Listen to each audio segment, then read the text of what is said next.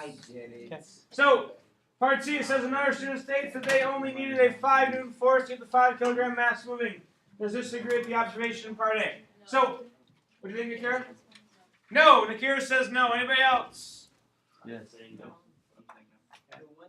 So, in part A or part B, doesn't matter. In part B, we were applying a 6 Newton force and the block wasn't moving, right?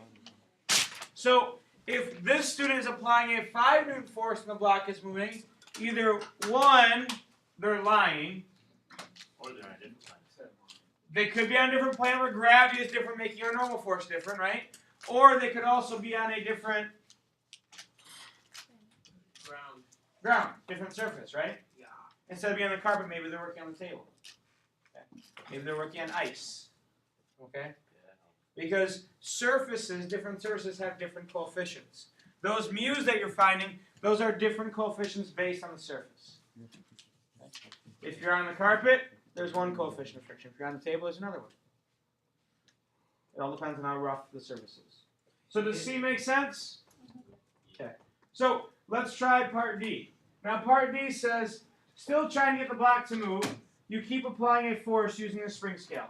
At the moment the block begins to move, the spring scale reads 17 newtons. What is the coefficient of static friction for the carpet? Now, at the moment the block begins to move, right? That means this 17 Newton force is what? What's the 17 Newton force? It's the force pull, but it's also which friction? No. Static. That 17 newtons is the maximum static friction. Because that's the moment the block begins to move. Okay. How do I know it's the maximum static friction? Because it says at the moment the block begins to move. It's that time you're pushing the couch and you push with just enough force that the couch begins to move. Okay? So that's what's going on here. Right? So let's try to figure out. Yes, Michael. So you said at the moment means it's the maximum. At the moment something begins to move, that's the maximum static friction. Whenever we say at the moment it begins to move, that means acceleration is almost zero. Okay? But it's just enough to start the block. Does that make sense? Like a Okay. thing. Like something that's heavy and then just like that little push and then push. It's like that last push that gets you over the edge. Yeah. All right. So we're gonna work through this. So remember from part B. Thank you for making an appearance here, P Diddy. Okay. Or is that Mace? All right. Part D. Okay. They say that they apply a force of 17 newtons and the block begins to move. Now it's the same situation we had earlier. Gravity, normal. Force pull, though, is 17 newtons. And this right here is force static. The reason why I know it's static friction is because the block isn't moving when I start applying the force. Okay?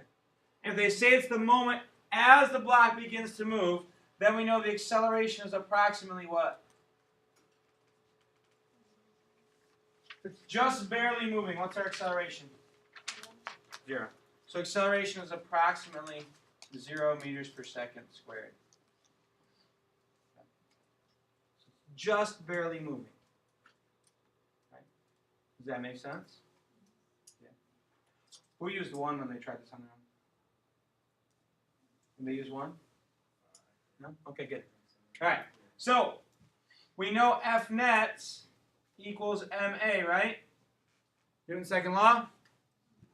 Okay. Hopefully you're developing a good idea. If I'm going to do a force problem, what should I use? F net equals MA. We should use Newton's second law. All right. So net forces. What forces are acting? Pull and static.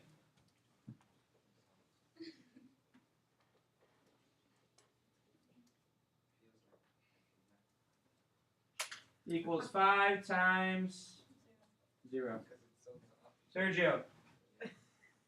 Okay. Force pull is 17, right? So 17 minus the force of static friction equals 0. We add the force of static friction to both sides. we end up with 17 equals the force of static friction. Does that make sense? Guys, does that make sense? But I thought you said it couldn't be more than 1 or something like that. We'll get there. That's not the coefficient. Oh. That's just the force. Okay. Now, there's a reason why I'm doing this a little bit differently than part B, is because this is the force of static friction. But we know from our equation that the force of static friction isn't constant, right? Right? That this mu SFN, this is the maximum value, right? That's our maximum possible static friction. Is this 17 the maximum static friction? Yeah. Because it's the friction, right? It's the force needed to move it, to just get it started moving. It's the minimum force required to pull and get the block moving. So that means that that's the maximum force of static friction. So since this is the maximum force of static friction, we know 17 equals mu S Fn. Right? What's Fn? 49, right? It's a normal force. We knew that from earlier. So now what do I do?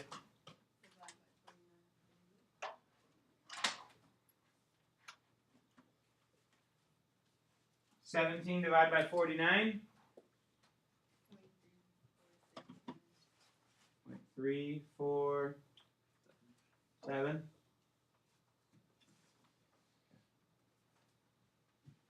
Looks like an M. There you go. Now, how does that compare to our mu for kinetic friction? It's bigger, right? Mu static should always be larger than mu kinetic. Our coefficient of static friction should always be greater than our coefficient of kinetic friction. And that means that our force of static friction should always be greater than our force of kinetic friction. If they're not, then either we're accelerating or we might be taking the wrong measurements. Right? Any questions? Any questions? Can you explain again? What? Why is the mu? Why is static friction always bigger? Yeah. Okay. Static friction is a larger mu because the force of static friction is generally stronger than the force of kinetic friction. Right? The force that prevents something from starting to move is a greater force than the force to keep it moving. So what is accelerating? Wouldn't the force of kinetic bigger than? Now, if it's accelerating, then our force pull. So like I can pull on this block with as much force as I want. I can pull on the block with 30 newtons. Right? If I'm pulling on this block to the right with a 30 newton force, right?